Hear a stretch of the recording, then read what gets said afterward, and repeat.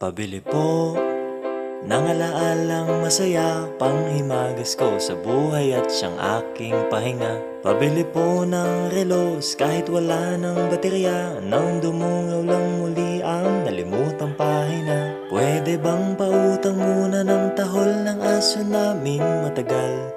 Tagal ko nang hindi nakakapiling. Pabili po sa tindahan ng mga alaala.